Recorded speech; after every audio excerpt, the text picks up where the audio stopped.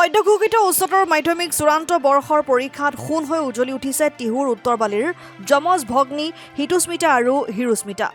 Tihu science একাডেমীৰ এই দুগৰাকী ছাত্ৰী কলা শাখাৰ হিতুস্মিতাই লাভ কৰিছে 83% আৰু বিজ্ঞান শাখাৰ হিৰুস্মিতাই লাভ কৰিছে 80% নম্বৰ।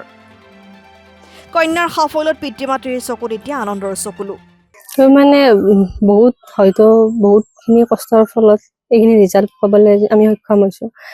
সেইকাৰণে আজি ভালো লাগিছে আৰু হয়তো এতচিকে আৰু বেছিকে আশা কৰিছিলো আমি, হয়তো সেইখিনি নাপাৰ কাৰণে অলপমান দুখো লাগছে। বাকী হয়তো কষ্টৰ ফল এটা আজি হৈছে, সেইকাৰণে ভাল লাগছে। কেনেকে পঢ়িছিলা, কিমান সময় পঢ়িছিলা? পঢ়িছিলো মানে আমি 7-8 ঘণ্টা পঢ়িছিলো। তোমাৰ যি ৰিজাল্ট আছে এই ৰিজাল্টৰ তুমি যেটো কৃতিত্ব কাক তুমি অৰ্পণ কৰিবা? মই প্ৰথমতে মোৰ পৰিয়ালৰ মা দেউতা দাদা ইহঁতক কৰিম। তাৰপিছত মোৰ স্কুলৰ যোনবিলাক ছাৰ বাইদেউ আছে সিহঁতে বহুত আমাক শিকাইছে, বহুত শিকাইছে, আমাক বহুত দিছে। আৰু আমাৰ মামা আমি বিশেষকে আমি টিহু ছায়েন্স একাডেমী। কিমান তুমি শতাংশ নম্বৰ লাভ কৰিছা? মই 83% নম্বৰ লাভ কৰিছো। ভৱিষ্যতে তোমাৰ সপোন কি আছে? ভৱিষ্যতে বৰ্তমানতো বিয়ে কৰিম, বাকী বেলেগ ভবা নাই, পিছত ভাবিম। খুব এটা আনন্দৰ মুহূৰ্ত, অতি তুমি ভাল ৰিজাল্ট এটা লাভ কৰিছা। কি ক'বা, কেনেকে পঢ়িছিলা? পঢ়া মানে পঢ়িছিলো মোটামুটি 7-8 ঘণ্টাতো পঢ়িছিলো আৰু সেয়া চাইছিলো যে ভাল ৰিজাল্ট এটা কৰবা কেনেকে পাৰি, ভালকে কষ্ট কৰিছিলো। লগতে মোৰ লগতে ঘৰৰ পৰিয়ালৰ যিকেইজন আছে গোটেই কেইজনে কষ্ট কৰিছে মোৰ লগতো। মা দেউতাহন গোটেই চবে কৰিছে। আৰু মই টিহু ছায়েন্স একাডেমীৰ পৰা কৰিছো। ইয়াৰ যিটো কৃতিত্ব কাক অৰ্পণ কৰিম বুলি ভাবিছা?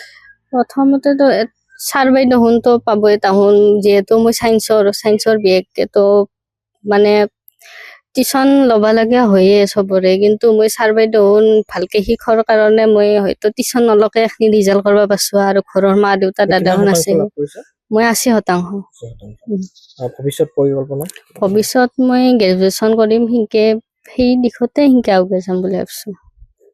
আৰু তোমাৰ যি জুনিয়ৰ বিলাক আছে তেওঁলোকক কিবা আহ্বান থাকিব নে, কেনেকে পঢ়িব লাগে, কি কৰিব লাগে? পঢ়িব লাগে মানে ডেইলিৰ বস্তু ডেইলি পঢ়ক আৰু ভালকে কষ্ট কৰিলে চবে ফল পাব একদিন হলেও, সেয়ে আৰু। কি ক'ব, আপোনাৰ দুজনী ছোৱালী অতি ভাল ৰিজাল্ট লাভ কৰিছে ইতিমধ্যে। মই কি কম, তাহাঁতক মই যিখিনি সুবিধা দিব লাগে সেইখিনি মই দিব পৰা নাই, কিন্তু কষ্ট গাত কৰিছে, ময়ো কৰিছো তাহাঁতৰ লগত কষ্ট। দাদাকেও কৰিছে, যিখিনি ধৰক তাৰ সময়ৰ অভাৱ লেখা মিলাত দাদাকে সহায় কৰি দিছে, 2জনীকে চাইছে।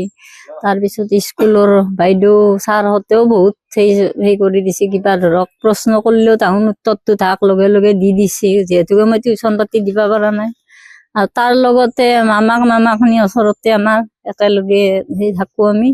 মামাখিনিও সহায় কৰিছে বহুত, আৰ্থিকভাৱে দিও কৰিছে, বা নাই কিছুমান বহি কিতাপ দিও সহায় কৰিছে, এনেকে আৰু চলি গৈছে। কিন্তু আজি এখিনি ৰিজাল্ট পাই ভাল লাগছে, বহুত ভাল লাগছে চবকেইটাৰে। এয়ে ভাল ৰিজাল্ট কৰি আনিছে আপোনালোকৰ অঞ্চললৈ, কি ক'ব? মোৰ ক'ব লগা নাই, সিহঁতে যিখিনি ৰিজাল্ট কৰিলে সেইখিনিৰ কাৰণে বিৰাট সুখী মই। আপোনাৰ এটা হাঁহি মুখত দেখা পোৱা গৈছে, লগতে চকুলো দেখা পোৱা গৈছে। কথাটো হ'ল কি, চকুলো ওলাব আৰু হাঁহিও ওলাই, সেনেকুৱাই।